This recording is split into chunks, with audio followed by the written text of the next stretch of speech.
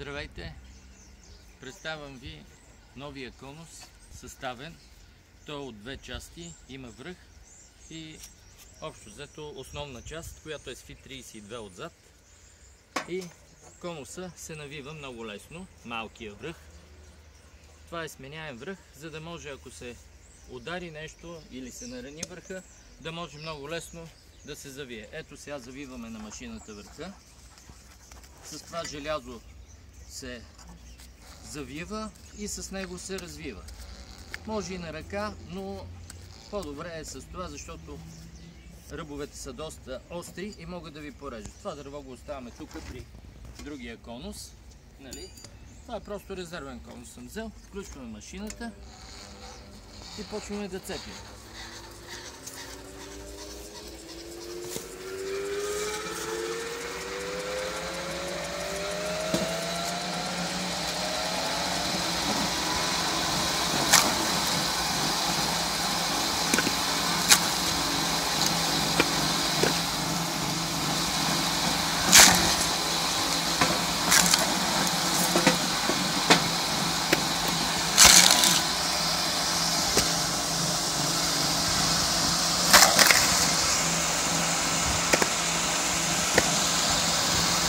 Сега, след като сме цепили дърва, айде още едно да цепиме.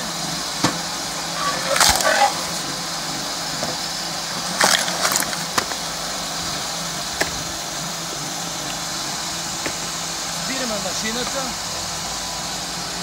Изчакваме маховика да спре, защото той усилва 4 пъти мощността на двигателя и инерцията е много голяма. Ето вижте, даже той продължава да цепи след като е спрян двигателя. Вижте каква мощност има самия маховик. Това е при спрян двигател. Не трябва да се пипа.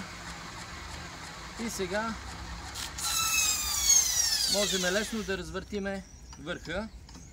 Ако нещо е станало при работа, ето го, съвсем с леко движение рязко се сваля върха и този връх може да се заточи, може да се подмени, а може и да си го приберете за известно време, докато почнете пак да цепите.